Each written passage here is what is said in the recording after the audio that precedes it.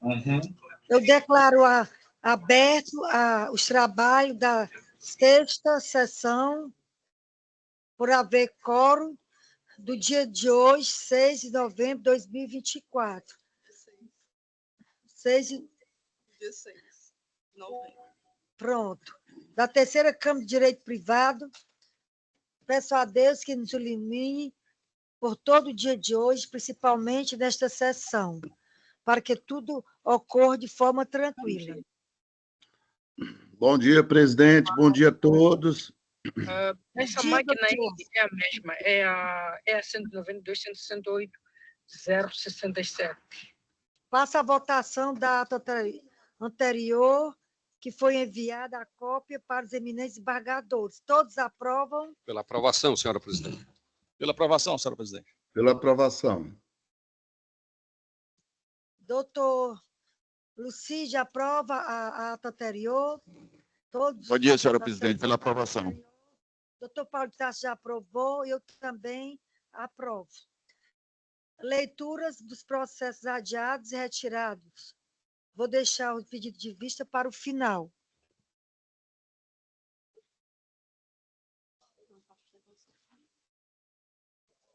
Tem.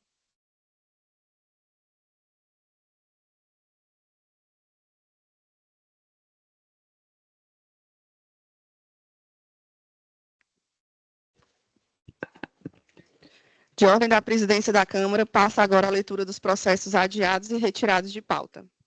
Adiado, o 11 da ordem, 0005-823, dígito 53.2007, apelação cível.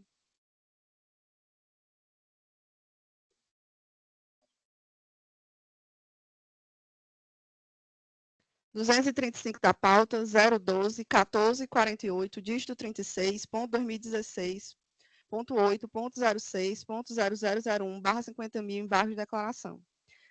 238 da pauta, 0065-181, dígito 49.2016.8.06.0064, dígito 50.000, embargo de declaração. 241 da pauta, 0200-901, dígito 22.2012.8.06.0001, apelação cível. 253 da pauta, 0092-811, dígito 56.2008.8.06.0001, apelação cível. 280 da pauta, 023-9998, dígito 77.2022.8.06.0001, apelação cível.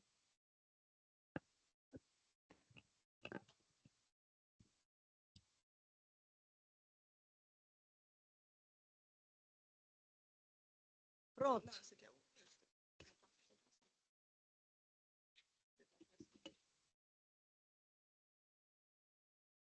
Pronto, vamos iniciar a sustentação, começando pelo número da pauta 59.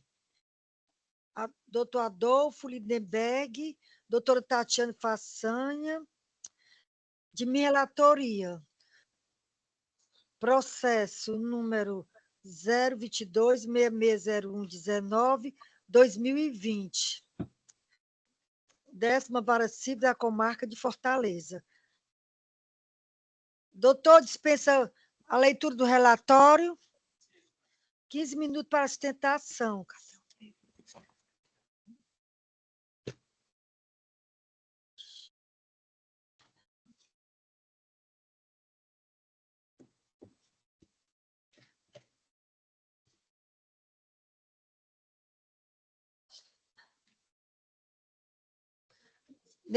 Neste processo, os dois vão sustentar, não é isso? 2 advogados. Da apelado e o apelante. Felipe Leonardo Mesquita, Fabrício Garcia do Nascimento, Viação Ceará Grande Limitada.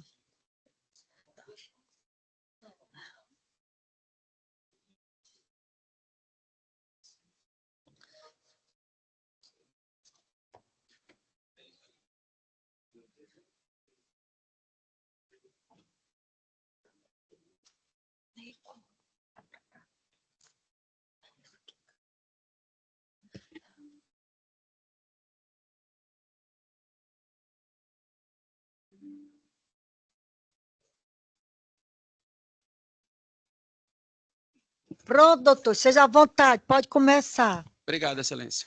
Excelentíssima senhora desembargadora doutora Cleide, presidente dessa colenda Câmara, terceira Câmara de Direito Privado. Excelentíssimos senhores desembargador doutor Lucídio, doutor Paulo de Tarso, doutor Marcos William, excelentíssimo senhor representante do Ministério Público, senhora representante da nobre e combativa Defensoria Pública, quem dá voz aos mais necessitados. E quantos necessitados, né, doutora? Parabéns pela Defensoria Pública do Ceará, parabéns pela atuação de todos os defensores do Estado do Ceará e do Brasil. Excelências, o processo que trago, né, que está pautado agora, é, sem a menor sombra de dúvidas, um dos processos mais difíceis da minha carreira.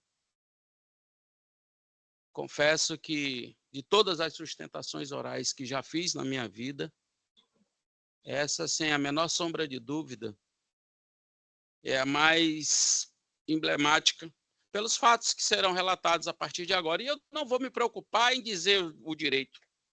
Não tem sentido. Vou me ater apenas aos fatos, né? Partindo daquela máxima, dai-me os fatos, que eu lhe darei o direito. Né? E os fatos, Excelência, é sobre um atropelamento seguido de morte, ocorrido no dia 8 de abril de 2019, às 8 horas da manhã. Pois bem, nessa data, vinha se deslocando de motocicleta a vítima e o senhor Eronildo Souza da Luz. O condutor da motocicleta, isso é muito importante pontuar já de início, ele não é parte desse processo. Ele não é parte. As partes são o viúvo e o filho da vítima, que à época tinha 10 anos de idade. Pois bem, o acidente, Excelências, ocorreu na Avenida Domingos Olímpio. A Avenida Domingos Olímpio é de conhecimento público e notório de todos, inclusive de Vossas Excelências, que é uma avenida que tem 3 faixas de rolamento para os veículos, uma faixa exclusiva para ônibus e no cantinho tem uma ciclovia.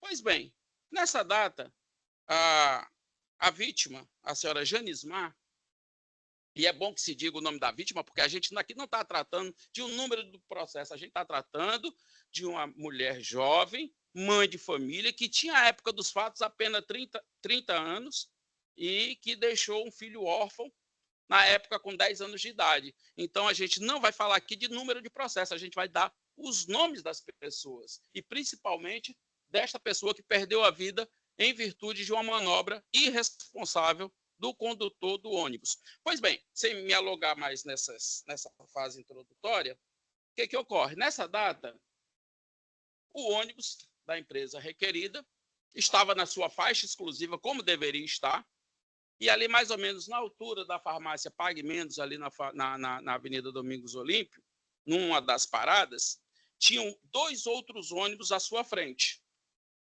O motorista, e não tinha mais nada, o trânsito estava fluindo, não tinha engarrafamento, não tinha absolutamente nada. O motorista deveria ter aguardado o fluxo normal e ter dado sequência na viagem dele. Mas não. O que ele fez? Ele não teve paciência de esperar o fluxo e saiu da sua faixa exclusiva, pegou a faixa de rolamento, né, dos veículos, e nessa manobra que ele está fazendo, a motocicleta ela vinha, né, trafegando. E ela vinha, chegou a um determinado ponto em que a motocicleta ficou emparelhada com o ônibus. Nesse momento, e aí é preciso se pontuar também, a desproporcionalidade entre um ônibus, que, sei lá, tem um peso de aproximadamente 20 toneladas, e uma motocicleta.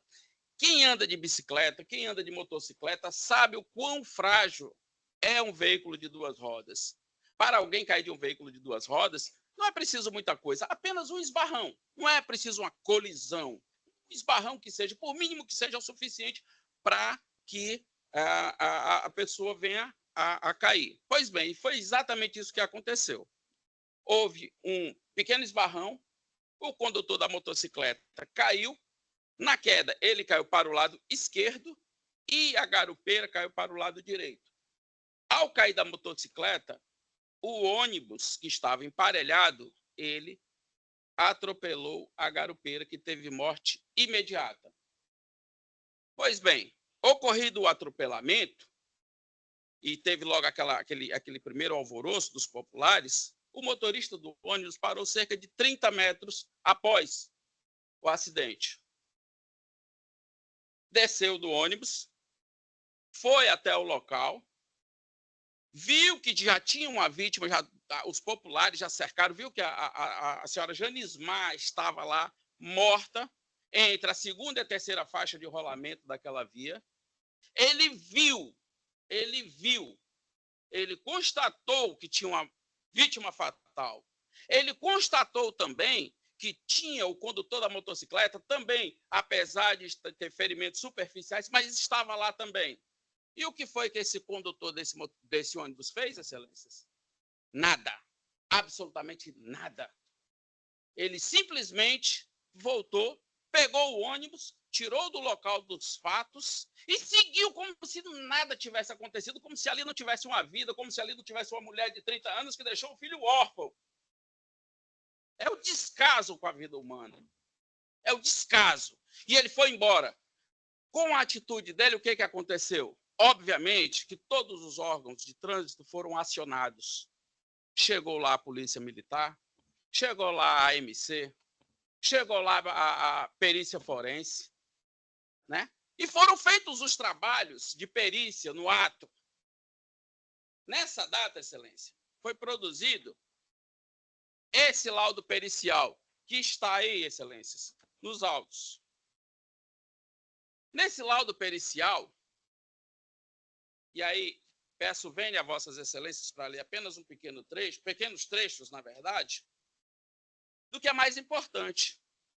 Em síntese, o laudo diz o seguinte, que haviam 2 veículos envolvidos, o V1, que é uma motocicleta da marca Suzuki, e o veículo 2, que o perito diz, segundo informações no local, a unidade de tráfego envolvida no sinistro não estava no local, sendo repassado pelo condutor da motocicleta, que se tratava de um coletivo que não teve suas placas anotadas.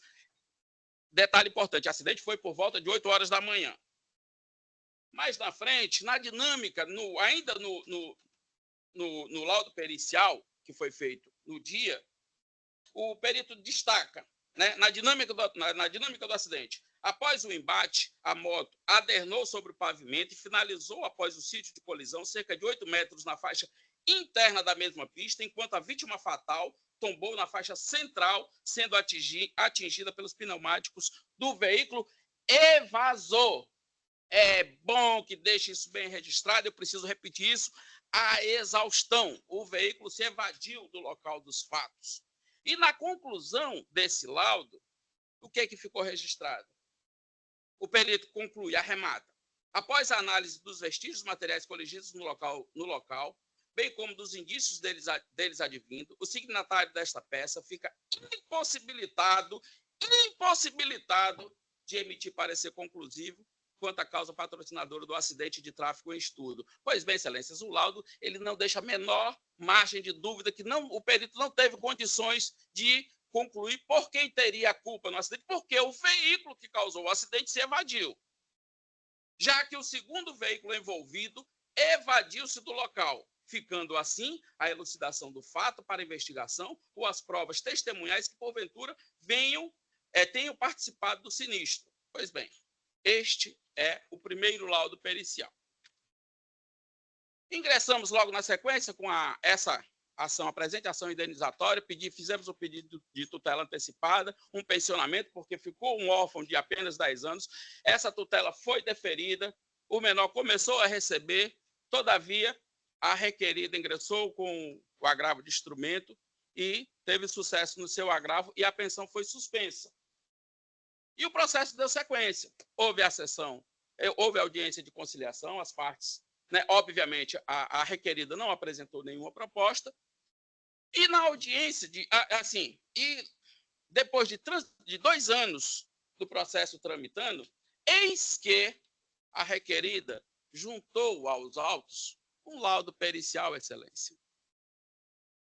Esse laudo pericial, é baseado apenas em imagens, ou seja, nem mesmo este causídico tinha conhecimento dessas imagens e apareceu. Não estou questionando, obviamente, não é esse as nossas considerações com relação ao laudo, que de fato representam as imagens. Contudo, o perito, no laudo, registrou o seguinte, e aí é importante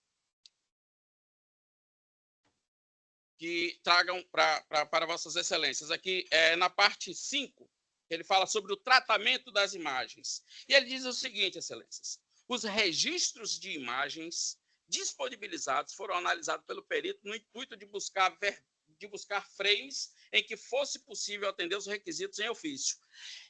Entretanto, a baixa resolução, e aí é importante, a baixa resolução e a qualidade reduzida do equipamento de gravação impossibilitam melhorias mais significativas nas imagens e a obtenção dos dados solicitados.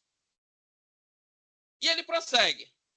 Imagens gravadas em sistema de CFTV ou smartphone em geral apresentam um padrão de qualidade reduzido com a presença de vários fatores de degradação que inviabilizam a obtenção de resultados conclusivos, a saber, pouca resolução, iluminação e relação brilho, contraste inadequadas, artefatos de compressão, nível de ruído elevado, baixa qualidade de nitidez e foco, entre outros efeitos indesejáveis. Contudo, na conclusão, ainda tem um outro ponto aqui que merece ser destacado, que ele fala com relação ao foco. Ele diz o seguinte, qualidade de foco reduzida. Imagens desfocadas ou borradas por movimento linear, por exemplo, alteram consideravelmente a relação de nitidez apropriada para o ambiente em análise. Combinadas com o fator da iluminação adequada, o problema de foco nas imagens, por vezes, é irreversível. E aqui na conclusão, por incrível que pareça, o perito diz o seguinte, ante o exposto e analisado, levando-se em consideração a adequabilidade do material nos procedimentos acima referidos, não foi verificado contato físico. Olhe bem como o perito ele é contraditório, porque lá ele disse que as imagens não eram de boa qualidade. Lá ele diz que não é possível averiguar com exatidão se houve ou se não houve. Mas aqui na conclusão, de forma totalmente contraditória, ele diz não foi verificado contato físico entre a motocicleta e o ônibus em questão dos momentos anteriores ao acidente. Nada mais havendo a lavrar, fica encerrado o exame pericial, elaborado e assinado por certificação digital.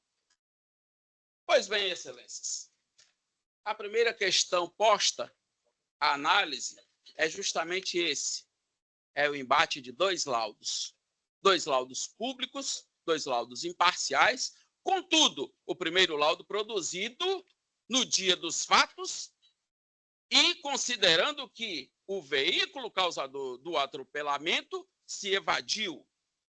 Ou seja, ele não foi periciado. E o que é mais importante, o que é mais chocante, excelências, a requerida, além de ter tirado o veículo no dia dos fatos, a requerida nunca apresentou esse veículo para ser periciado. Esse ônibus jamais foi apresentado para se fazer uma perícia.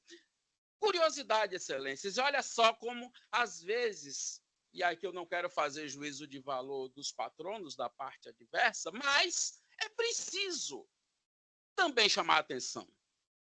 Ora, se eu tenho interesse em alguma coisa, obviamente que eu vou carrear aquelas provas. Não faz muito tempo, e aí vossas excelências com certeza têm conhecimento, quando ocorria um assalto dentro de um ônibus, né, a primeira coisa que as empresas de ônibus faziam era o quê? Juntar as imagens internas do ônibus, né, para poder identificar o meliante, enfim. Quando ocorre algum acidente em que eles julgam que eles não têm culpa, o que é que eles fazem? Juntam a imagem interna do ônibus. Nesse caso específico, excelência, a empresa jamais apresentou as imagens internas. Ou seja, porque se tivesse apresentado do ângulo do motorista, com certeza a conclusão aqui seria completamente diferente. Pois bem, aqui em observação ao tempo, eu gostaria também de chamar a atenção de Vossas Excelências para mais 2 pontos. O primeiro ponto com relação a 2 personagens principais nesse processo. O primeiro personagem é justamente o condutor da motocicleta. Repito, o condutor da motocicleta não é parte no processo. Ele não é parte. Todavia, na audiência de instrução, a magistrada de planície optou por ouvi-lo apenas como declarante, sem problema nenhum. E aí, o condutor da motocicleta, ele confirma tudo aquilo que ele havia dito no dia dos fatos, que ele trafegava pela faixa do meio quando viu 2 ônibus e que houve a colisão.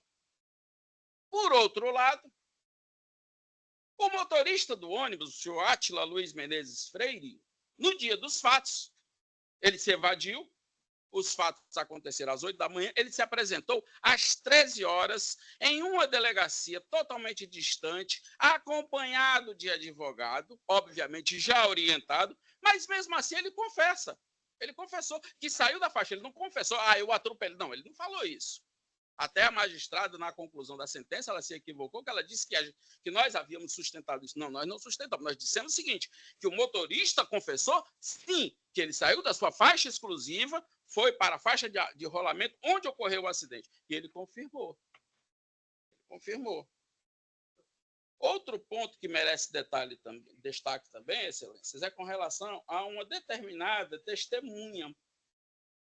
Essa testemunha, arrolada pela parte requerida, a senhora Ivna, né? Quando a magistrada foi prolatar a sentença, ela levou em consideração também esse depoimento. Contudo, Excelências, a senhora Ivna, e aí as imagens estão nos autos, né? E eu posso dizer para os senhores exatamente o momento, ela diz o seguinte, e ela indagada, a pergunta foi feita a seguinte, senhora Ivna, a senhora presenciou o acidente que trata este processo? A senhora chegou a ver? A testemunha respondeu, não, eu não cheguei a ver, porque eu estava dentro do ônibus. O fato dela estar dentro do ônibus não significa necessariamente que ela tenha visto, haja vista que ela disse que estava na parte da frente do ônibus, o acidente ocorreu na lateral do ônibus. Então, Excelências, já em observação ao nosso tempo, para não extrapolá-lo, em síntese, estes são os fatos. E que nós temos a convicção de que essa casa revisora fará os ajustes necessários para que seja feita justiça nesse caso. Mas antes de encerrar, né, a colega da parte contrária vai fazer a sustentação oral e vai ser uma ótima oportunidade para que ela responda esses questionamentos aqui, na tribuna, de frente para os senhores. De frente para os senhores. Ela precisa responder aqui. Primeiro, por que o motorista se evadiu do local? Por que a empresa nunca apresentou esse veículo para ser periciado? Doutor, já encerrou os 15 minutos. Pois não, Excelência, muito obrigado. Então, com essas perguntas, encerro, agradeço a paciência e terminamos requerendo pelo provimento do nosso recurso. Muito obrigado. Parabéns, doutor, pela sustentação. Doutora... O próximo advogado que vai sustentar é a Tatiana ou Rafael, certo. Dispensa a leitura do relatório, doutor. Dispensa. 15 minutos para a sustentação.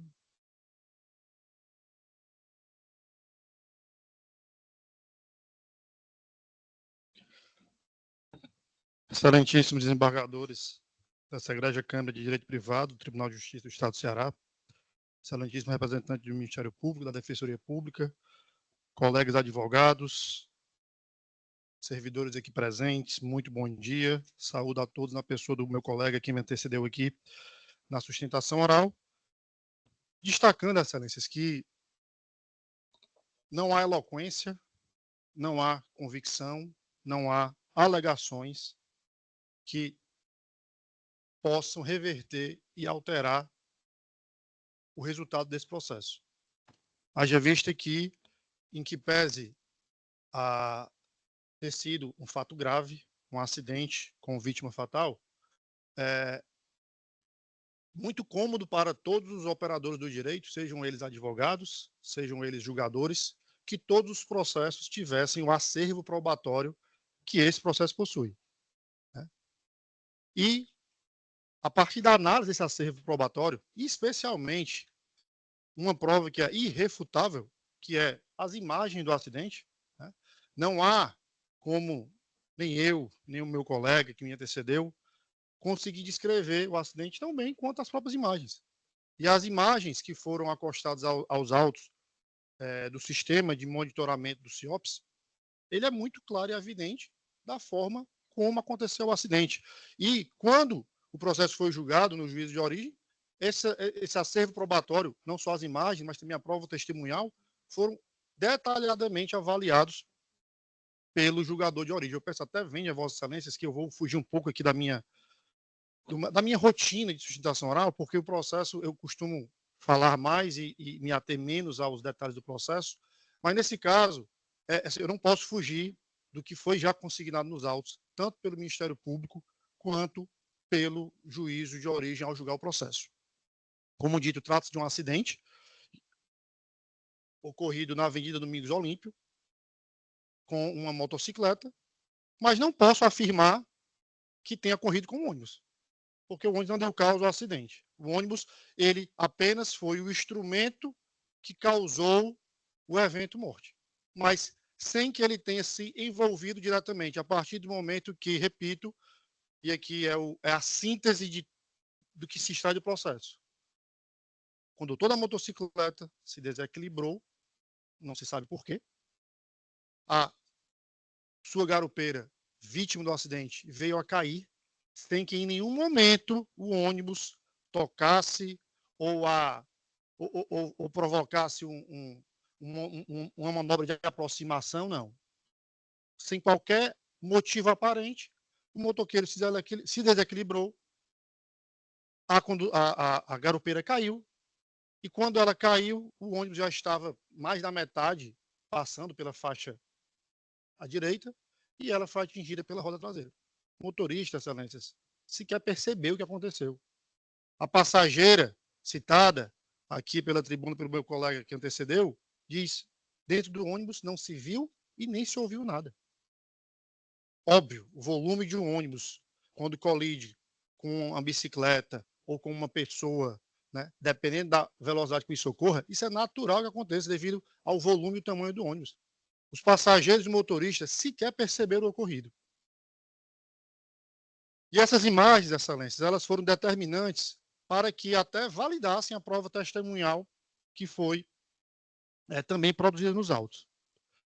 E é muito importante destacar a tentativa da parte autora, nas suas razões recursais, e repetidas aqui na tribuna, de transferir para a empresa de transporte uma responsabilidade decorrente de uma manobra por ter saído da faixa exclusiva do coletivo e ter ido para a faixa central da via, a Domingos Olímpio tem várias faixas, a direita é a faixa exclusiva dos coletivos, o ônibus sai da faixa da direita, vem para a faixa da esquerda, para fazer uma ultrapassagem em ônibus que se encontravam parados, e a parte autora, a hora apelante, tenta transferir a responsabilidade da empresa como quem diz: não, o ônibus não podia ter feito essa manobra, não. O ônibus é obrigado a ficar lá o resto da vida na faixa da esquerda, na faixa da direita exclusiva para ele. Não, claro que não.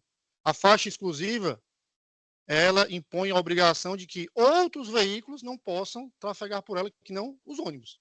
Claro que os veículos de transporte público, ônibus, devem trafegar preferencialmente por aquela faixa. Agora, numa necessidade, no fato que necessite o ônibus saia dessa faixa e ir para a faixa à esquerda, ele vai poder fazer isso. E foi exatamente isso que o Ministério Público, ao dar o seu parecer na origem, analisou. Peço a venha Vossa Excelência para ler aqui um trecho do parecer do Ministério Público na origem, que detalha bem o ocorrido. No presente caso, o fato de o ônibus fazer manobra de ultrapassagem, saindo da faixa exclusiva para coletivos e adentrando na faixa de veículos particulares, não configura por si só ato ilícito. A partir do Código de Trânsito Brasileiro, não há regulamentação que obrigue os motoristas de ônibus a utilizar apenas as vias segregadas para este tipo de veículo. mesmo que haja obstáculo à frente. Um anterior acidente com veículos parados, um buraco avantajado, um outro ônibus com defeito, diversos eventos podem causar necessária manobra de ultrapassagem adentrando a via normal de trânsito. A manobra, claro, há de ser justificada pela eventualidade, pois o normal é o tráfego pela faixa exclusiva. Os ônibus podem, portanto, realizar ultrapassagens sobre outros coletivos parados e ou desviar de carros parados, que trafeguem indevidamente nas faixas exclusivas para o transporte coletivo, desde que a manobra não represente risco para os demais veículos e seja executada com baixa velocidade, respeitando a antecedência da sinalização, retornando ao espaço exclusivo assim que houver oportunidade. Nessa toada, a gravação do CIOPS demonstra que a manobra realizada pelo motorista da promovida foi precisamente defensiva e planejada. Sendo assim, a dinâmica do acidente, a qual exclui a responsabilidade do reclamado, está comprovada não só pelos documentos anteriormente referidos, mas também pelo depoimento da testemunha Ivna Aparecida Silva, que asseverou que o motorista da promovida não foi o causador do acidente, tendo sequer ouvido ou percebido colisão entre os veículos, e do declarante Átila Luiz Souza Menezes Freire, que no caso o Átila era o condutor do ônibus. Portanto, excelências, as imagens são claras, em que pese a tentativa de trazer uma alegação de que as imagens são borradas, não há nitidez, mas há um distanciamento até considerável, visivelmente considerável entre moto e ônibus. E esse distanciamento fica claro até pela forma como a vítima cai na via e é atingida pela porta, pela roda traseira do coletivo. Se ela estivesse tão próxima do coletivo, e ela não estava tão próxima, ela não teria nem caído para debaixo do ônibus, teria batido na lateral do ônibus. Mas ela estava distante do ônibus o suficiente para cair, se projetar para o lado direito, onde trafegava o ônibus, e vir a ser atingida pela roda traseira do coletivo, num acidente que lhe ceifou a vida. Igualmente, a sentença dos outros julgadores analisou com detalhamento a prova dos autos. E a juíza que julgou o processo afirmou: o ponto da narrativa acerca da ausência de percepção do acidente foi ratificado pelo depoimento da testemunha Ivina Aparecida Silva, a qual relatou que estava dentro do ônibus, envolvido no acidente, e que não houve barulho de colisão, tanto que o motorista parou o coletivo pela movimentação dos passageiros e aviso de motoqueiros. Ou seja, o motorista não viu o que aconteceu, não viu. Quando acontece o acidente, ele não viu, o trânsito está fluindo e ele continua. Óbvio que quem estava no entorno para trás do coletivo percebeu o acidente. O acidente foi com uma motocicleta. Então, outros motoqueiros aceleraram as suas motos e foram ao encontro do coletivo. Nesse momento foi que o motorista percebeu o ocorrido. E aí tem um detalhe, excelência, não estou aqui para prestar contas ou esclarecer a verdade além do que está nos autos, mas ficou evidenciado nos autos também que, naquele momento, juntou-se um aglomerado de pessoas, um aglomerado de motociclistas que, sem saber o que tinha acontecido, entenderam que o ônibus, que era natural que isso fosse entendido, e se não fosse as imagens do CIOPS, talvez o resultado do processo fosse diferente, começaram naquele momento a se aglomerar no local e aproximar o motorista. E não teve outra alternativa após acionar, obviamente, socorro, polícia militar e o setor de tráfego da empresa, deixar o local. E se apresentou na delegacia posteriormente para prestar todos os esclarecimentos relacionados ao caso.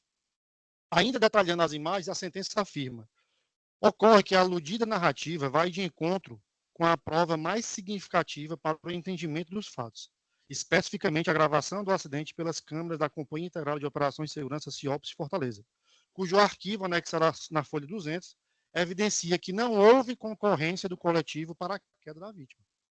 A dinâmica do acidente, a partir dos 3 minutos e 44 segundos da gravação, em que é possível identificar uma via com 3 faixas, sendo uma delas exclusiva para ônibus e 2 para os demais veículos. Com efeito, no momento citado acima, o coletivo da promovida deixa a faixa exclusiva de ônibus para ultrapassar outro coletivo, que estava parado na via, obstruindo a passagem. Em seguida, é possível verificar a transposição completa do coletivo da requerida para a faixa do meio da via, sem nenhuma intercorrência. Posteriormente, aos 3 minutos e 54 segundos da gravação, é possível identificar a motocicleta que transportava a vítima na terceira faixa, transitando paralelamente ao coletivo da empresa requerida, que já estava inteiramente na faixa do meio. E, finalmente, aos 3 minutos e 56 segundos da gravação, verifica-se o desequilíbrio do piloto condutor da motocicleta em que estava a vítima e a projeção desta na direção do coletivo, culminando no atropelamento pelo pneu traseiro do ônibus. Aqui é a análise detalhada que a juíza de origem fez da imagem da CIOPS. Essas imagens também foram reforçadas pela prova testemunhal. E, em segundo grau, excelências, diga-se também que o parecer do Ministério Público também foi pelo improvimento do recurso, fundamentando-se tanto nos termos do parecer ministerial de primeira instância, quanto nos fundamentos expostos na sentença. Portanto, excelências, por mais que se tenha aqui um caso de que gere comoção, que gere impacto, uma criança perdeu sua mãe, mas temos que apreciar o processo sobre os aspectos e sobre os requisitos da responsabilidade civil. E, nesse caso, o nexo causal encontra-se integralmente rompido pela inexistência de ato ilícito pela empresa, o fato não aconteceu, a colisão entre os veículos não aconteceu, o ônibus não fez nenhuma manobra indevida, então não há nexo causal no caso, razão pela qual necessário a manutenção da sentença e que o recurso de apelação, portanto, seja negado provimento, é o que se requer, agradecendo aqui a atenção de Vossa Excelência. Obrigado. Parabéns, doutor, pela sua explanação. Neste processo, eu tive o cuidado de analisar, até porque houve uma vítima fatal. Eu me ative muito às imagens, olhei por várias e várias vezes, porque foram nas imagens que eu tive que perceber o que aconteceu, de quem é a culpa. O cerne da questão, o cerne de todo esse processo é de quem é a culpa, da moto ou do ônibus. Mas para eu saber de quem realmente era a culpa, eu tive que olhar, fazer muitas e muitas vezes a imagem. É tanto que, nesse exato momento, a imagem está aqui no meu consciente. Eu fiquei triste, lógico. Quem que não fica triste? O acidente, uma pessoa faleceu, o marido perder a mulher, um filho perder a mãe, ou a mãe perder seu filho, é muito triste. Até porque não tem como a gente não ter uma comoção no caso desse processo. Mas eu tenho que deixar a minha emoção de lado. Eu não posso julgar com o coração, com a emoção. Eu tenho que julgar com a razão. Quem é que tem razão? Quem é que não tem? Então, a minha vida toda, como julgadora, como magistrada, vai ser trabalhando com a razão. Em muitos e muitos processos, eu fico penalizada, querendo fazer alguma coisa, querendo buscar uma prova, mas não consigo. Não adianta. Vai ter que ser desse jeito. Eu não posso criar histórias. Criar história tem que ser com E, né? Porque se eu for criar, tem que ser história com E. Mas, neste caso aqui, eu vi que houve pelas imagens, houve um desequilíbrio da moto, no momento em que o ônibus foi fazer a ultrapassagem. E a pessoa que caiu, a garupeira, ela caiu já se aproximando dos pneus traseiros do ônibus. Então, no caso aí, eu olhei e vi que realmente ninguém sabe o motivo pelo qual a moto teve esse desequilíbrio, ninguém sabe o motivo. Mas eu vou passar aqui a leitura da ementa e o resultado, o que eu pude concluir é que o ônibus não teve culpa neste acidente. Não vi nenhuma culpa por parte do motorista do ônibus. ementa constitucional, administrativo e civil, apelação civil, ação de indenização de reparação por danos materiais e morais, combinado com pensão e pedido de antecipação de tutela, acidente de trânsito, atropelamento por ônibus de concessionária de serviço público, vítima que, ao se desequilibrar da motocicleta, foi lançada ao chão e atropelada pelo ônibus, ausência de prévio contato entre a motocicleta e o coletivo, ônibus que estava trafegando de forma regular e não concorreu para a desestabilização da moto, culpa exclusiva da vítima, excludente de responsabilidade comprovada, ausência de dever de indenizar, recurso conhecido e desprovido, sentença mantida. Tenho meu voto, posteriormente os advogados vão ter acesso, mas ainda não há conclusão do resultado, porque vou passar a palavra para os desembargadores votarem. E vamos ver a quem eles vão acompanhar, porque até agora só tem um voto provisório.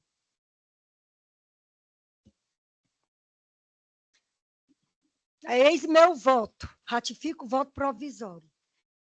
Passa a palavra ao desembargador doutor Max William para proferir seu voto. Muito obrigado, senhora presidente. Cumprimento Vossa Excelência, cumprimento os eminentes pares, cumprimento o doutor Emanuel, procurador de Justiça, amigo pessoal nosso, cumprimento a doutora Roberta, defensora pública, todos os advogados aqui presentes, o fazendo na pessoa dos advogados, doutor Adolfo, doutor Rafael, que fizeram a sustentação oral. Me debrucei acuradamente, analisando as provas aqui deste processo, o voto de Vossa Excelência. Tive o cuidado também de analisar o inquérito policial instaurado para apurar a conduta criminal do motorista. E no inquérito policial, o Ministério Público não vislumbrou qualquer ilicitude na conduta do motorista, né, de forma que todas as provas também nos levam à mesma conclusão da senhora relatora, de forma que eu acompanho inteiramente o voto de Vossa Excelência. Obrigada, doutor. Passa a palavra ao desembargador Paulo de Tarso para proferir seu voto. Muito obrigado, senhora presidente. Renovar meu bom dia a Vossa Excelência, aos colegas da terceira Câmara, ao Ministério Público, Defensoria Pública aqui também presentes, aos senhores e senhoras advogados, representantes da gloriosa Polícia Militar do Estado do Ceará. Meu bom dia, um bom trabalho a todos. Senhora presidente, eu fiquei até um pouco assim emocionado com a introdução que Vossa Excelência fez, quando a senhora retratou a difícil atividade de um julgador.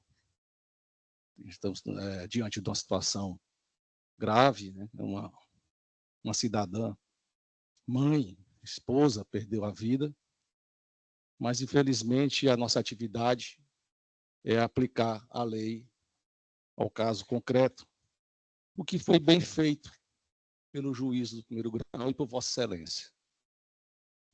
As imagens não mentem, infelizmente, não foi um acidente, né? E, juridicamente falando, o recurso não merece provimento, a decisão deverá ser mantida conforme bem explanado por Vossa Excelência, mas pela qual a acompanho por interesse, seu interesse. Muito obrigado, senhor presidente. Obrigada, doutor. Tendo os eminentes julgadores acompanhado o voto de minha relatoria, proclamo o resultado. A Câmara, por unanimidade, conheceu do recurso para negar provimento.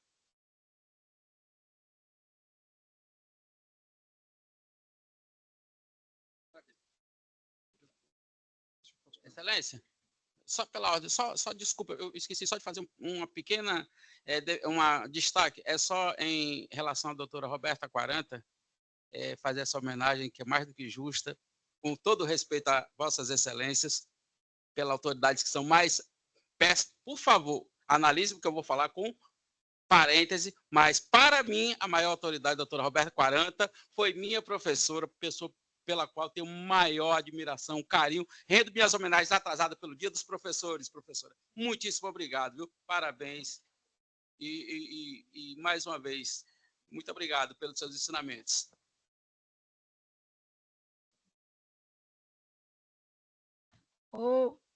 Deixa-me ver o próximo. Número de pauta 31. 31. Agravo de instrumento de minha relatoria, processo 062-5411-2022, não, 22, ano 2021, 062-541-122-2021. Confirma, doutor, o processo? Sim, excelência.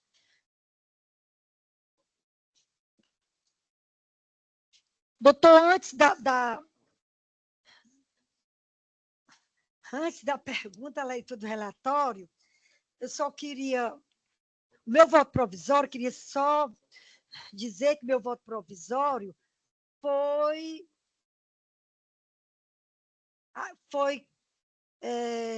conhecer o agravo e prover. A liminar confirmada. Eu dispenso a sustentação É nesse isso que eu caso. ia lhe dizer, porque foi favorável ao agravante Otô Cleto Gomes. Perfeito. Então, dispense. Dispenso, sim, excelência. Obrigado. Vamos aguardar aqui a leitura da ementa e a proclamação do voto. Porque está ainda em voto provisório, direito processual, civil, agravo de instrumento em ação de execução de título extrajudicial, decisão interlocutória recorrida, quem deferiu penhora no rosto dos autos, isto ao argumento de ausência de citação, tutela de urgência, preenchimento dos requisitos, possibilidades precedentes, agravo de instrumento conhecido e provido, liminar confirmada. Passa a palavra ao desembargador Max Wim para proferir seu voto. Confirmo o voto provisório e acompanho Vossa Excelência, senhora presidente. Obrigada, doutor. Passa a palavra ao desembargador Paulo de Tarso para proferir seu voto. Também acompanho Vossa Excelência, senhora presidente. Obrigada, doutor.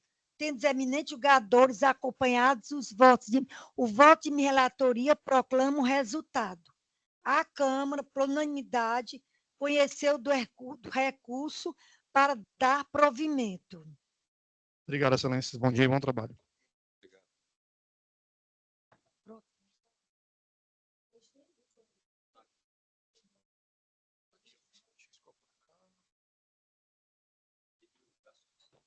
Número de pautas 174. Sara Campelo Sombra, apelante. Apelação civil, Vara Única da Comarca de Pentecostes, número 005-015-353, ano 2020. Relator Paulo de Tarso Pires Nogueira. Dispensa a leitura do relatório, doutora. Bom dia, sim, excelência. Senhora presidente, eu vos peço aqui a palavra e, inicialmente, eu indago se, além da parte apelante, alguma outra parte vai sustentar oralmente. Não, acredito que não, né? Aqui só a doutora... Não consta. Perfeito, isso. Eu estou, assim, tendo esse cuidado, doutora Sara, porque se a outra parte também for sustentar, eu não poderia antecipar o que eu vou falar para a senhora. Visando aqui otimizar o julgamento, nós estamos dando provimento ao recurso, de acordo com a pretensão do seu cliente. Então, se a senhora tem ainda interesse de sustentar oralmente. Só para confirmar os demais votos dos demais membros, e aí eu dispenso a sustentação. Eu já o voto provisório, nós já temos acesso e foi nesse sentido.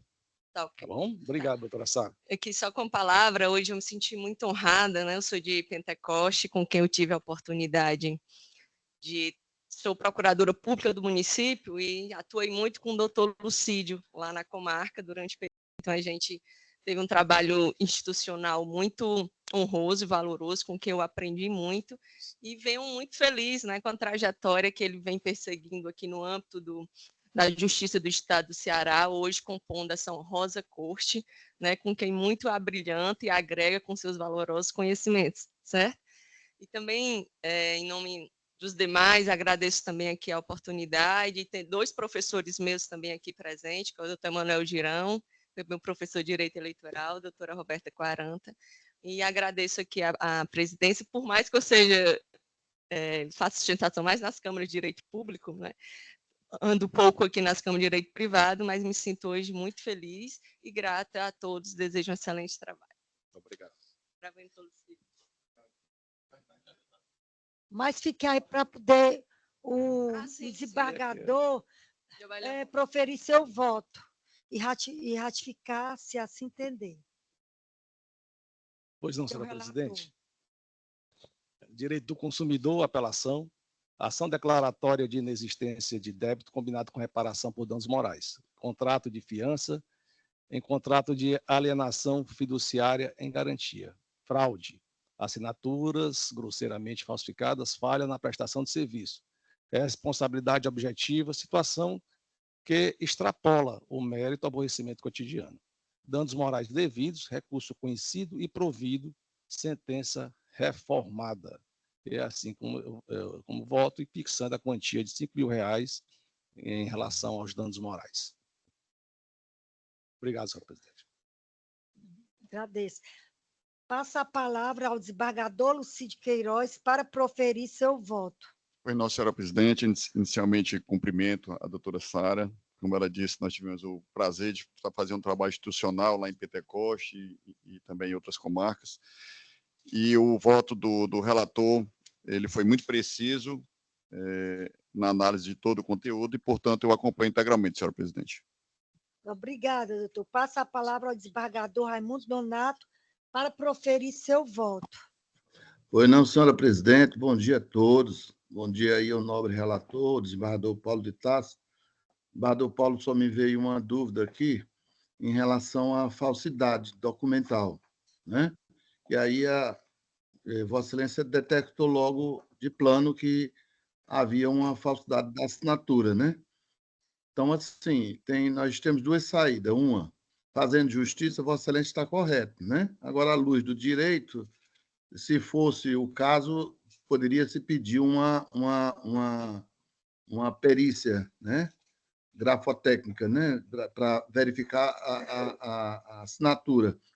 Eu não sei se Vossa Excelência observou esse pequeno detalhe.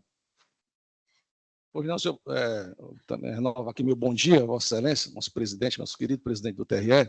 Foi observado, desembargador, e como a falsificação foi grosseira, você vê aqui a desnecessidade de uma perícia grafotécnica. Por isso que eu votei nesse sentido.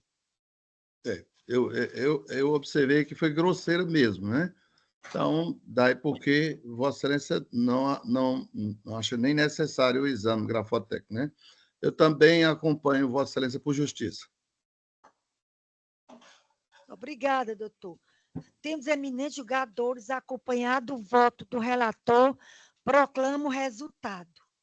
A Câmara, por unanimidade, conheceu do recurso para dar provimento.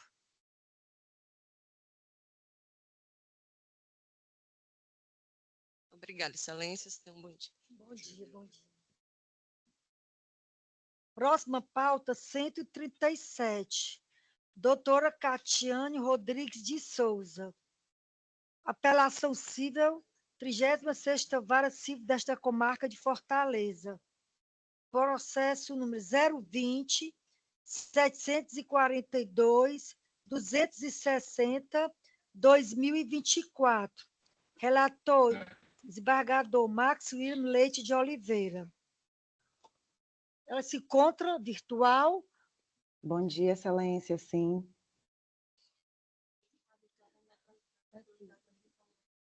Pois nós vamos dar prioridade a quem está presencial, porque, Assim ficou consignado entre os Ô, desembargadores senhora e já presidente, estão aqui. só uma questão de ordem. A doutora Catiane, ela está falando, sustentando pela apelada, não é isso? Isso, doutor. No caso aqui, o advogado da outra parte, no caso da Enel, vai sustentar nesse processo ou não?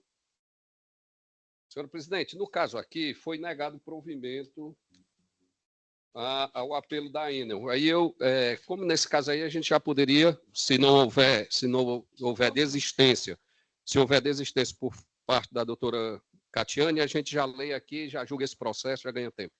Perfeito, Já foi excelência. anunciado. Então, ela confirma Desiste, então, da a sustentação, a desistência, é isso, doutor? Isso, doutora, isso. Então, pronto, doutor. Passa a palavra ao desembargador Max William para proferir seu voto. Obrigado, senhora presidente. Então, passa a leitura da proposta de emenda.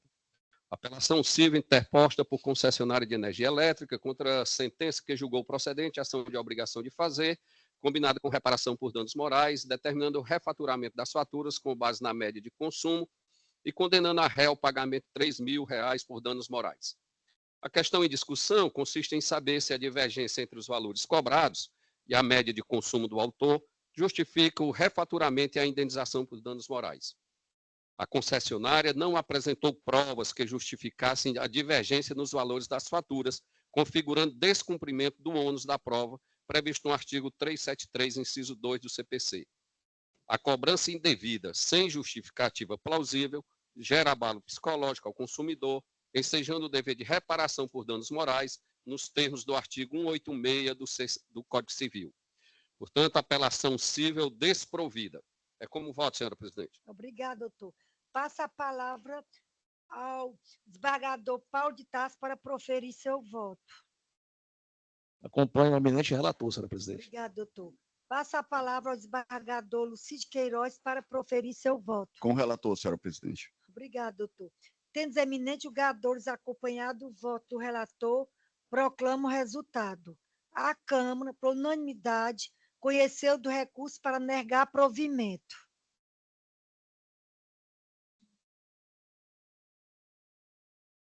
Obrigada, excelências. Tenham um bom dia a todos, um bom trabalho. Bom dia, doutora. Dia. Muito obrigado. 278, 278. Afrânio Melo Júnior se encontra agravo interno número 024 511 753 2021. 29ª Vara Civil da Comarca de Fortaleza. Relator Francisco Lucídio Queiroz Júnior. Dispensa a leitura do relatório, doutor. Sim, excelência. 15 minutos para a sustentação. Obrigado. Senhora presidente, quem cumprimenta os demais desembargadores, doutor Paulo, um bom dia especial ao meu colega de colégio. Excelência, tentarei ser o mais breve possível. Tá? O que é que se trata disso aqui? Uma simples cobrança de taxa de condomínio. Nada mais do que isso. Tá? O condomínio... Agora eu preciso fazer uma história. Doutor Lucídio, em decisão monocrática, Vossa Excelência pegou um tema repetitivo. Eu poderia, e eu tenho 36 anos que trabalho com condomínio. Eu poderia aqui criar teses e mais teses do que está consto na lei, porque a lei ela trata claramente que dívida de condomínio é próprio terreno. Não tem dúvida, acompanha o imóvel. Quem é o dono? Está escrito também na lei. O dono é aquele que está no registro de imóveis. Próprio terreno da coisa, propriedade da coisa. Eu não vou nem para esse caminho não, doutor Lucídio. Eu vou me pegar onde Vossa Excelência deu a decisão monocrática no tema 886. Só que, antes de chegar lá, doutor Paulo, eu vou fazer só um históricozinho sobre a questão, o que é má-fé. O que é má-fé num processo? Em 2015, o condomínio Rialto entrou com uma cobrança de taxas de condomínio desse mesmo imóvel, contra um cidadão chamado Tarcísio Cordeiro. Quem era Tarcísio Cordeiro? Era a pessoa que ocupava o imóvel. Presunção daquele seu proprietário. Né? Mas o registro imóvel dizia outra informação. Se o registro imóvel dizia outra informação, nós teríamos que recorrer ao registro imóvel. Quem era o dono ainda? A construtora. Se entrou com ação contra os dois. Isso 2015. 2015. Nessa ação, foi feito um acordo no qual o senhor Tarcísio Cordeiro assumiu o débito e fez uma programação de pagamento. A construtora participou do processo e, nesse acordo, a construtora ficou o seguinte: Mota Machado, que o imóvel sobre o qual pesa essa dívida de condomínio, que ainda se encontra em nome da promovida, Mota Machado, ficará indisponível até a quitação deste acordo. E só será transferido para o adquirente ou a quem ele indicar após o pagamento total desse débito, ficando de logo estabelecido que a referida transferência só se dará com a quitação total do condomínio. Então, o que é que a gente presume? Quem é o dono? O comprador? Tarcísio. Lógico. Construtora? Tarcísio. E a construtora não vai transferir para ninguém. Show de bola, doutor. Doutor Paulo, a gente guarda. Se ele não pagar, o que é que acontece? Se ele transferir esse imóvel, a Mota Machado iria responder pelo débito.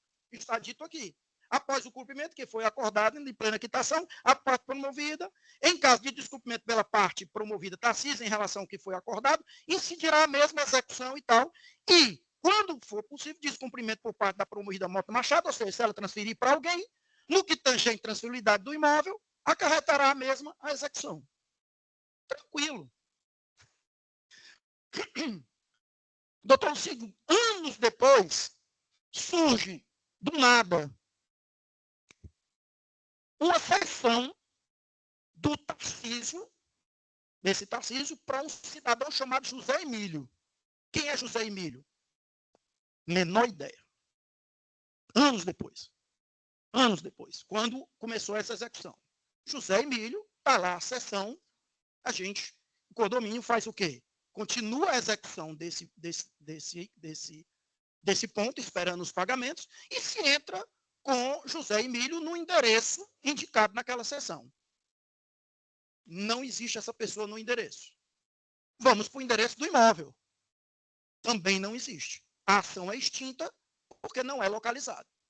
Não, ele deve ter recebido as chaves. Aí, Vossa Excelência, olham em folha 190, quem recebeu o imóvel? Larissa. Larissa foi que recebeu o imóvel. Aí, doutor, feito esse preâmbulo, doutor Lucídio, eu vou fazer, lembrando que a dívida está na lei, a dívida é próprio terreno, é do proprietário. Ou seja, vamos lá. Vossas Excelências, o que é que faz, o que é que a gente imagina? A gente imagina que, durante o curso da execução, o senhor Tarcísio transferiu o imóvel para o José Emílio com a anuência da construtora. Não, doutora Cleide. O imóvel foi transferido em 1998.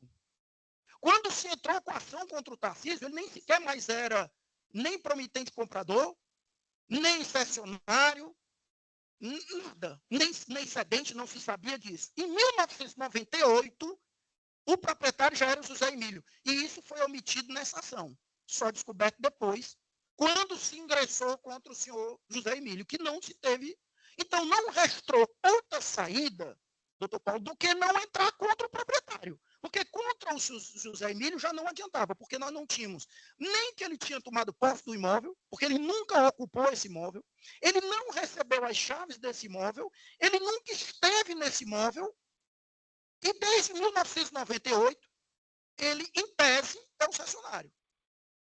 Aí eu vou fazer o seguinte, eu vou fugir do próprio terreno, doutor Lucídio, e vou me pegar no tema. O tema ele tem duas partes. Ele diz o seguinte: o que define a responsabilidade pelo pagamento das obrigações condominiais não é o registro de compromisso de compra e venda, mas a relação jurídica material com o imóvel, representado pela emissão na posse pelo promissário comprador e pela ciência inequívoca do condomínio acerca da transação. Fugiram para tirar da construtora essa avalanche de ações cobrando taxas condominiais, meus colegas.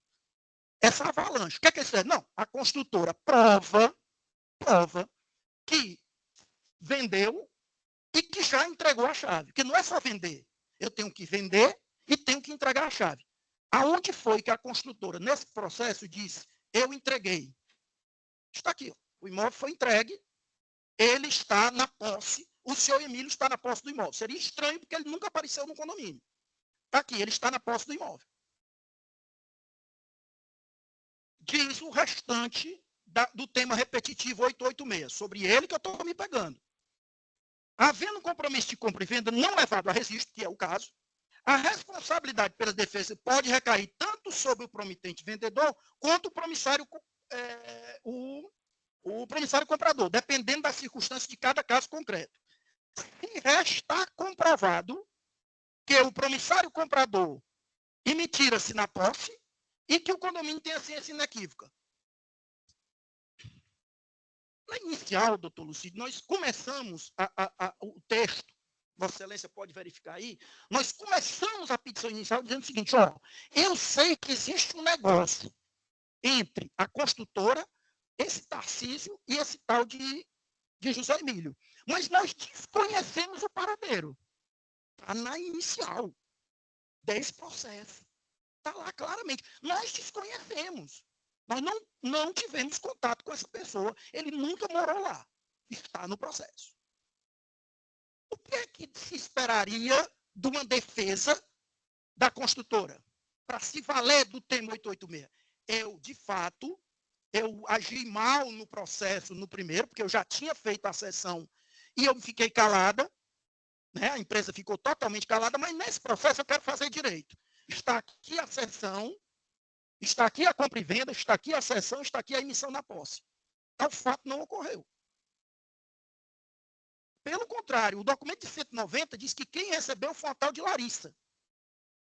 Então, nós estamos falando aqui, Excelência, não estou aqui nem querendo bater o tema, nem perdendo o tempo, que seria um objeto para o STJ, para dizer que essa decisão fere a própria lei. Quando trata do aspecto do próprio rei e da questão de quem é efetivamente o proprietário do imóvel. Neste caso, Excelência, volto a repetir, eu não estou atacando, eu estou pedindo só a observância, doutor Lucídio, deste detalhe, dessa primeira parte do tema repetitivo, que diz respeito à emissão na posse. Hoje, o que é que nós fizemos? Ingressamos com uma ação, novamente com o endereço que a gente dispõe, novo processo contra esse tal de José Emílio, e vamos pedir citação por edital. Qual é o objetivo dessa ação? Doutor Paulo, quando a gente entra, na verdade, em nenhum momento eu vou tentar nem buscar dinheiro aqui da construtora. O que se busca aqui é a penhora do imóvel. Como é que eu vou, qual que Vossas Excelências dariam a penhora de um imóvel em cima de um processo que nós vamos colocar esse imóvel a leilão de um terceiro que não está na escritura, que eu vou tentar responsabilizar, que vai ser citado por edital, e Vossa Excelência vão tirar a propriedade da construtora, confiando que ela está dizendo que vendeu para alguém.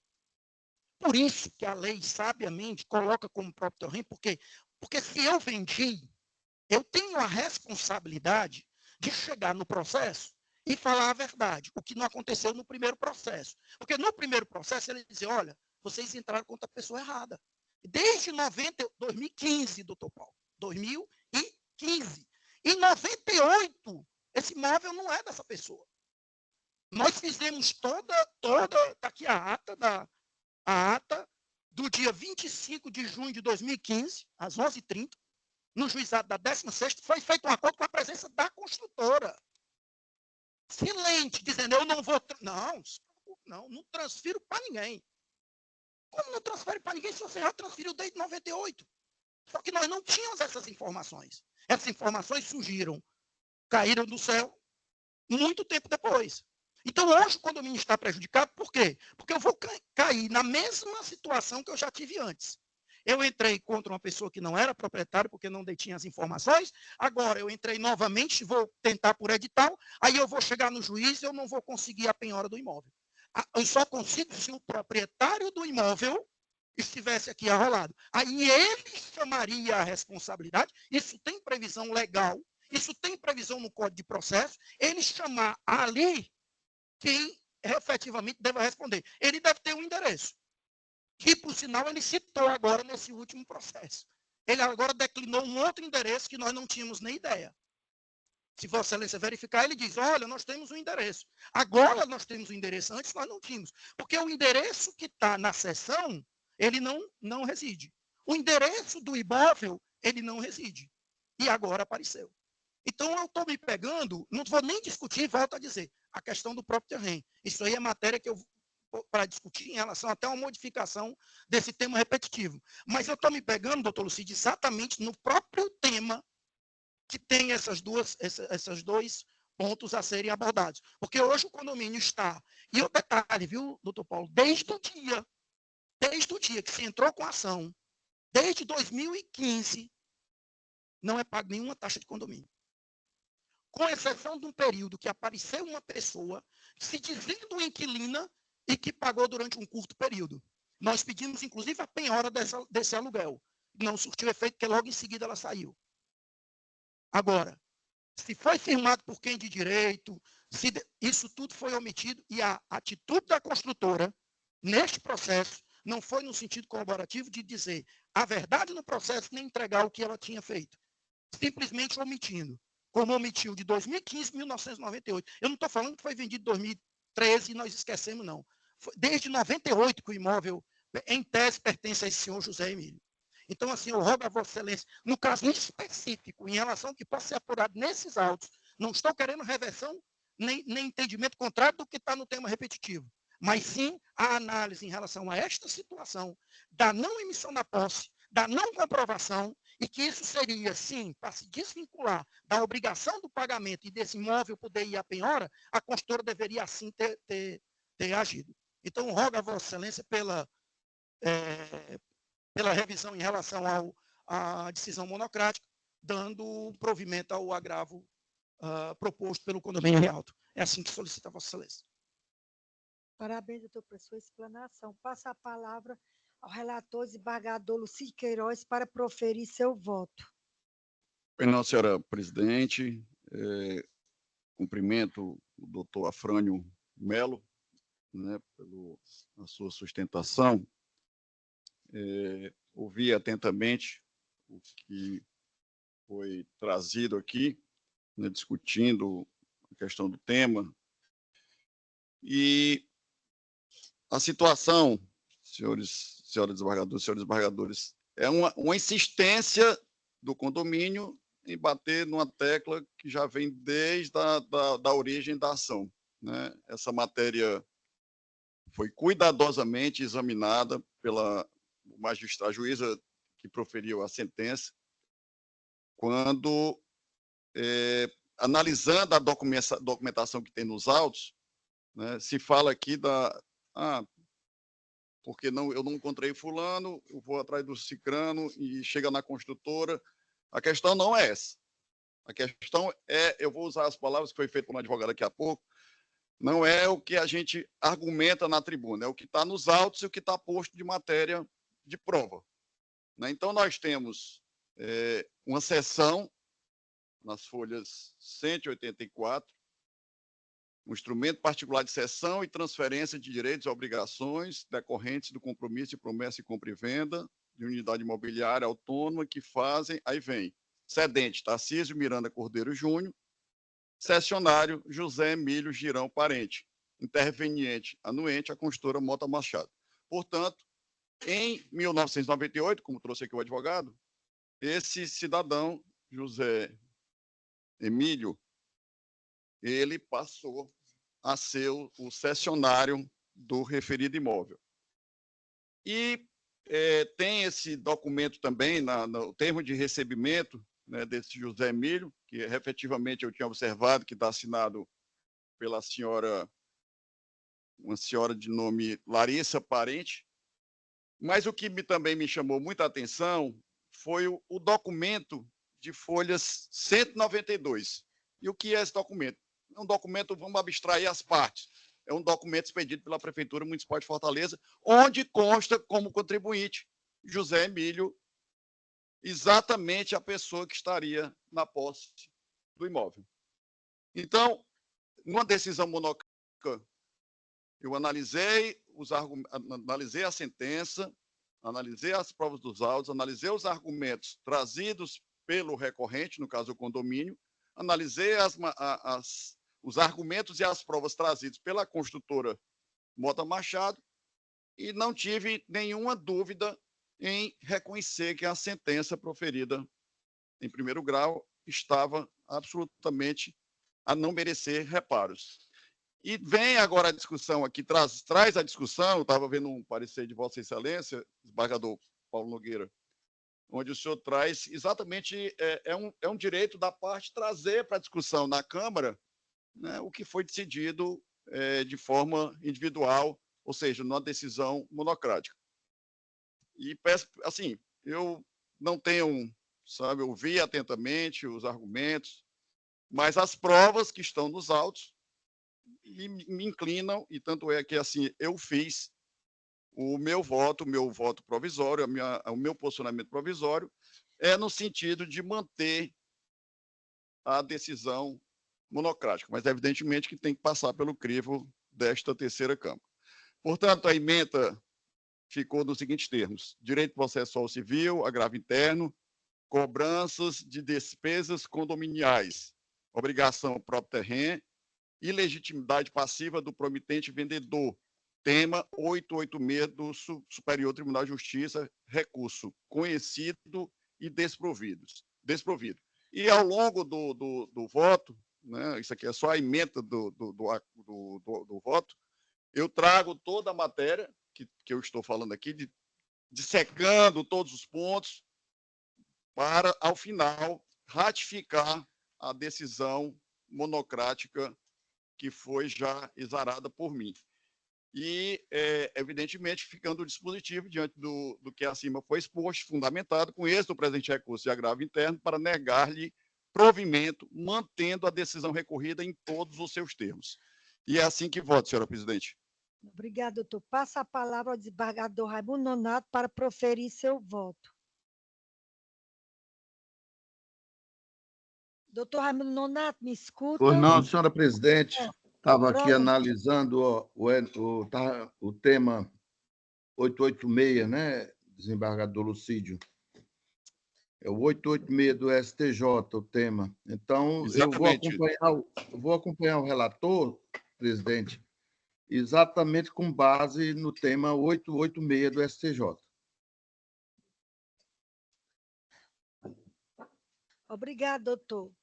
Eu também, como votante, acompanho o voto do relator, mantendo-se ratificado o voto provisório. Tendo os eminentes julgadores acompanhado o voto do relator, proclamo o resultado. A Câmara, por unanimidade, conheceu do recurso para negar provimento.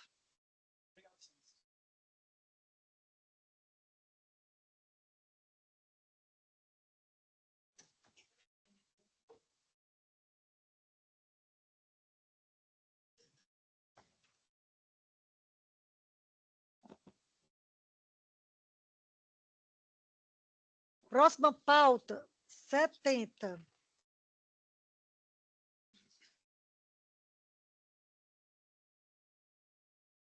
Advogado Olavo Carioca Pinheiro Barros. Apelação civil número 020.014.715/2023. Vara Única da Comarca de Independência. De minha relatoria, Cleide Alves de Aguiar.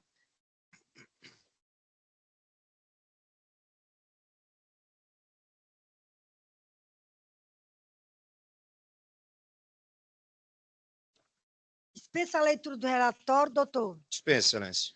15 minutos para sustentação. Bom, primeiramente, gostaria de saudar aqui a Câmara estender meus cumprimentos aos colegas advogados aqui presentes, membros do Ministério Público, Defensoria. Muito bom dia. Excelências, eu não vou me estender muito no tema, porque já é uma matéria amplamente discutida aqui no tribunal, inclusive já batida aqui nesta cola da Câmara, e é mais um daqueles casos em que se envolve empréstimo consignado, onde a parte autora desconhece a contratação do serviço, né, sob a alegativa de, evidentemente, nunca ter realizado aquele negócio jurídico. Trazendo aqui em argumento todo o contexto fático probatório, que inclusive é o que fundamenta a nossa tese de contrarrazões, refutando a tese do recurso de apelação, onde a parte irresignada com a decisão de primeiro grau, a qual julga improcedente, que, ao meu ver, acertadamente a decisão de piso, eu vou puxar um link aqui justamente para essa parte da prova que foi levantada e acostada aos autos. Não teria como ter sido julgado diferente em razão de todos os elementos que regulam a contratação em si. Assinaturas idênticas apostadas aos contratos, que inclusive o contrato objeto da demanda é objeto de renegociação de um contrato já existente. Então, as assinaturas idênticas, os documentos apresentados são, de fato, os documentos da parte. E, por fim, a transferência dos valores para a conta de titularidade da própria autora, né? Sem que haja a devolução dos valores recebidos por ela, né? Então, levando em consideração todo esse contexto, né, fático probatório, é que a gente pugna, né, em sede de contrarrazões, que seja mantida a decisão de primeiro grau e o processo seja julgado improcedente.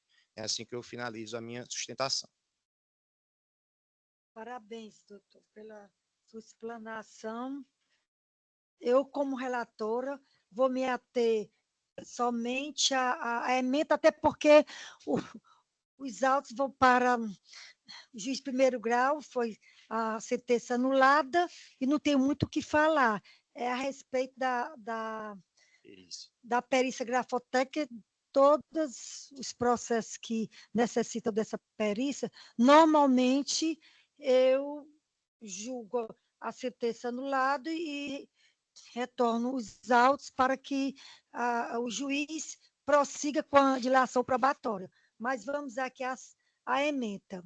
Direito do consumidor, direito processual civil, apelação civil, ação anulatória de débito, combinado com danos materiais e morais, impugnação à assinatura aposta no contrato, pedido expresso para a realização de perícia grafotécnica, prova imprescindível ao deslinde da causa, cerceamento de defesa configurado, tema 1061 do STJ, recurso conhecido e provido, sentença anulada, retorno dos autos ao juiz de origem para dilação probatória. Vamos aguardar agora o desenrolar deste processo no juiz primeiro grau. Eis meu voto.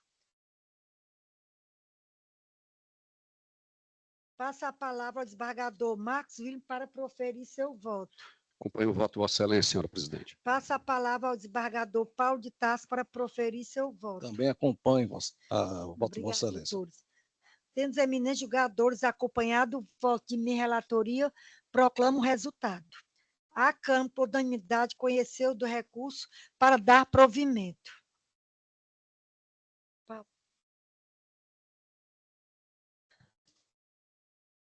Pronto, doutor, já Eu acho que o seguinte também é meu, Excelência. Ah, certo. Nesse caso, Excelência, eu aproveito até para informar minha dispensa. Eu não vou sustentar nesse segundo caso. Mas vou aguardar só o julgamento. Vai querer que seja lido a ementa e o resultado, a proclamação do resultado. Por favor. Número de pauta, confirmando 73. Apelação civil da Vara Única da Comarca de Independência. Número 020 014 460 2023. De minha relatoria.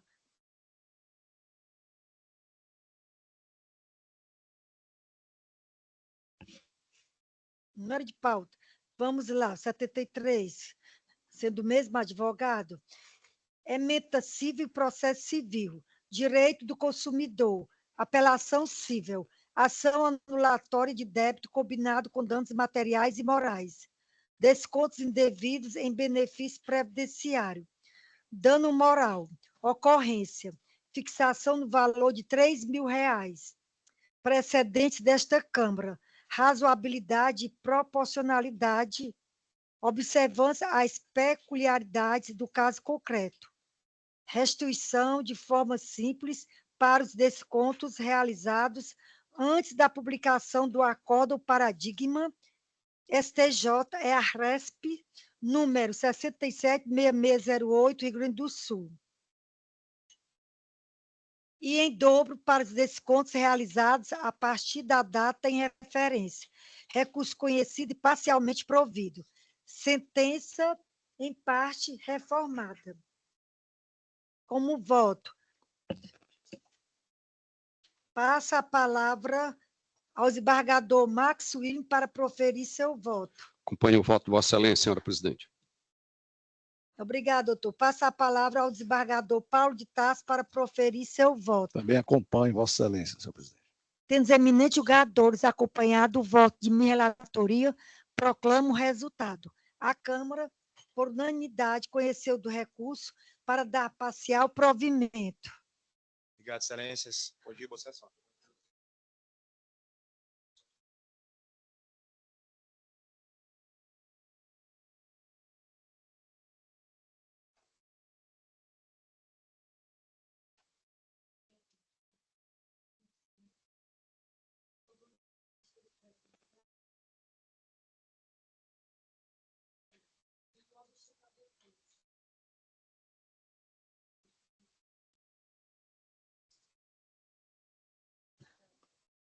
Francisco Alves está presencial.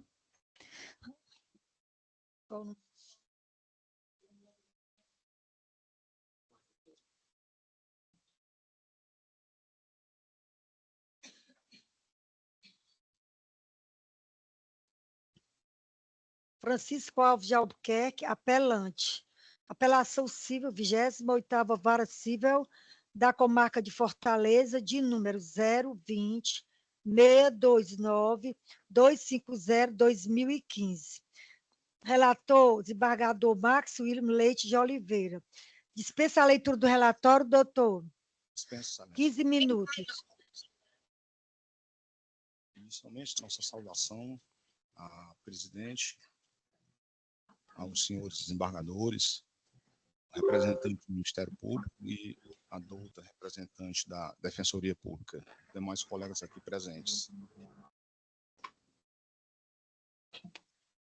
No caso em que se cuida, trata-se de um contrato de honorários advocatícios celebrado entre um advogado falecido e um contrato celebrado posteriormente ao contrato de honorários do advogado falecido.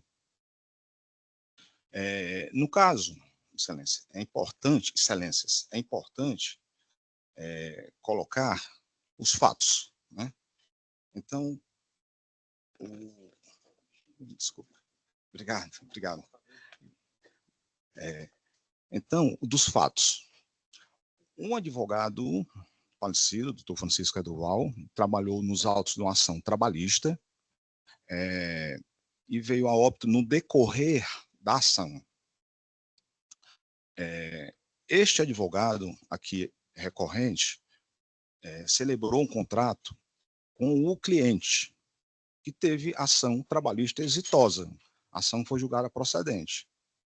Então, a insurgência da parte aqui recorrida foi no sentido de que fosse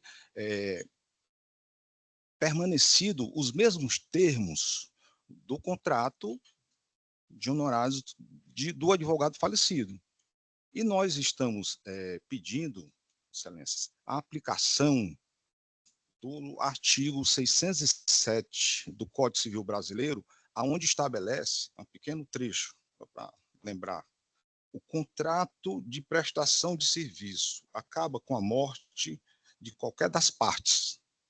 Termina ainda pelo escoamento do prazo, pela conclusão da obra, pela rescisão do contrato, mediante aviso prévio, por inadimplemento de qualquer uma das partes ou pela impossibilidade da continuação do contrato motivada por força maior.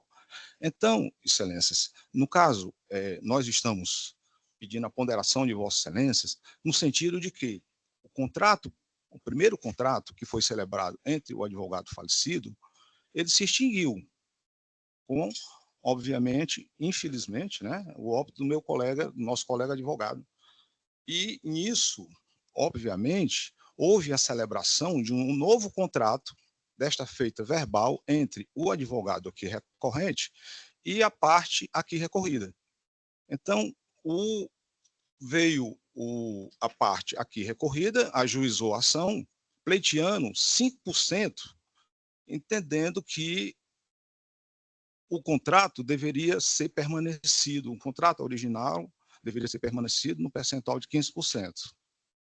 Então, a juíza de primeiro grau entendeu, pelo fato do advogado aqui recorrente haver trabalhado na mesma sala, teria obrigatoriedade de permanecer as mesmas cláusulas contratuais.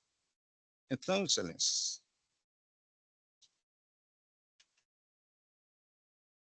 nós pedimos que seja dado provimento ao recurso do aqui recorrente, no sentido de que, pela improcedência da ação, face à extinção do contrato